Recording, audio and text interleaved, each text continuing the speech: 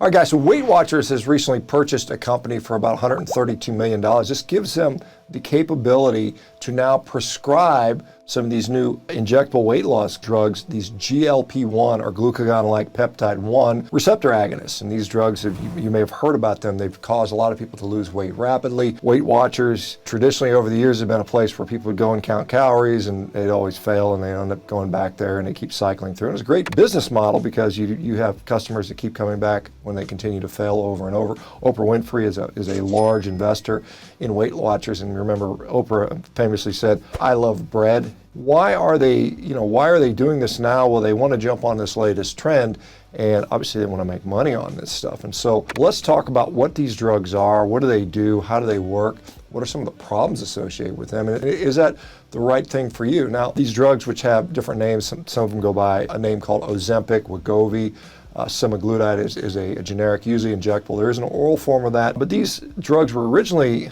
developed for type 2 diabetics to help improve their glycemic control, and they've been on the market for about 10, 15 years now doing that. And so we do have some data on that. What happens is this GLP-1, as it acts in the body, as we produce it naturally through L cells in our lower intestine, primarily the ileum, acts to slow down digestion, slow down gastric emptying.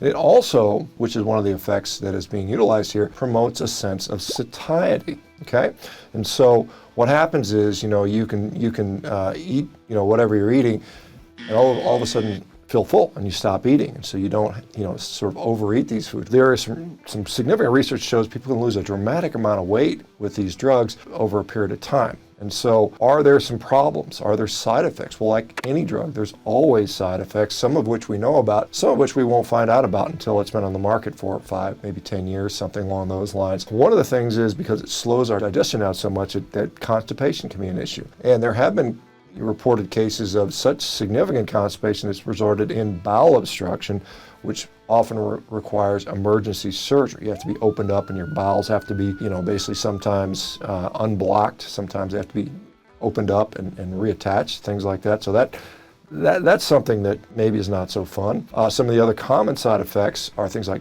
diarrhea, nausea, pancreatitis, gallbladder damage, kidney damage.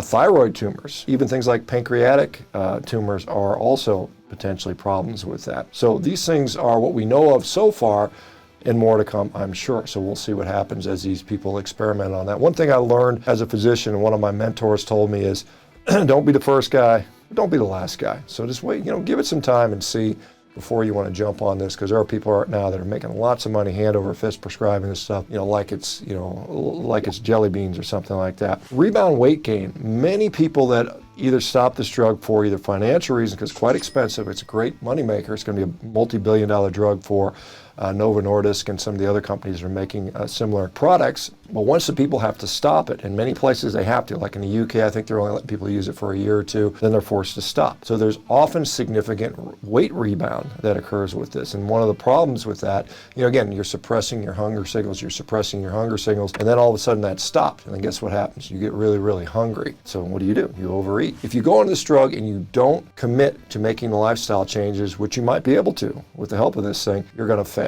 And most people, unfortunately, won't. Most doctors will prescribe this and say, see you in 3 months. They won't put somebody in a comprehensive lifestyle change program, which is sorely needed when it comes to these types of things. You have this rebound weight gain that is going to occur. And this is something that is well known, it's well described. Many people that have already talked about coming off the medication, they gain weight very rapidly. The other concern is when they lose weight, often it's lean mass. And so maybe they lose 50 pounds, but 30 of it is muscle and other lean mass. And so now you've lost all this lean mass. And then when you regain all that body fat back, when you come off the drugs, now you're obese, you weigh almost the same as you did before, but you have a lot less lean mass. And so now you're dealing with something called sarcopenic obesity, which is an even worse situation. Many studies have shown that lean mass is what's protecting you from illness. No matter what you do, I don't care how you lose weight, hang on to your muscle at all costs. Do strength training, get enough protein in there. That's so incredibly important, irrespective if you use these drugs or not. One of the other things that's interesting is it causes what's called fat cell hyperplasia or adipocyte hyperplasia. While that's generally, we like smaller fat cells, and that's considered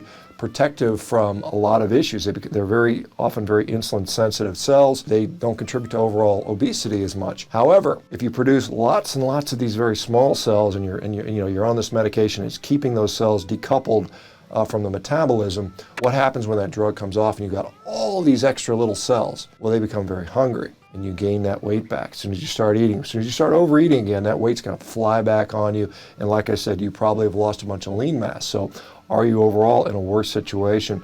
Perhaps. And probably the most important thing on this, and we're seeing a lot of this, I call it nonsense. You see doctors like Tima Stanford from Harvard University saying, obesity, it's a health problem, it is a genetic problem, and it's beyond your control. There's literally nothing you can do about it. You can have the best diet in the world, you can exercise, all the time, and you're still going to be obese, which I think is very much the wrong message. So now you have people that are just saying, well, I'm obese, I'm just put my hands up, there's nothing I can do, give me the meds, give me the drugs, right? This is the sort of propaganda, the brainwashing that is building there. You're conditioning people into learned helplessness. There's nothing I can do, here, hand me the drugs, take care of me. When that is really the wrong message. You should be empowered to take care of your own health. And that's one thing I want you guys that follow my channel to know, that there's a lot you can do to change your situation.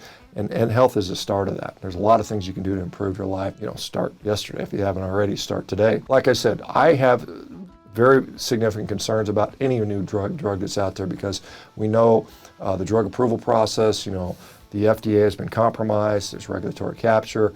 The drug companies themselves pay for 60-70% of the drug approvals. And so just, sometimes it's, a little perhaps greasing the palms to get these drugs through when they're not fully vetted. We're seeing more and more drugs being approved and then withdrawn from the market. So we'll see what happens with this one. There is a better way. Don't be convinced that drugs are the only thing you can do. Be wary about this thing. Don't believe the hype. Remember, they usually overpromise and underdeliver, and a lot of people get hurt, during this stuff. Of course, a lot of people make money too, and maybe that's what turns the world around. All right, guys, if you like this video, let me know in the comments. If you didn't like it, let me know in the comments, and we'll see you on the next video. Take care, guys.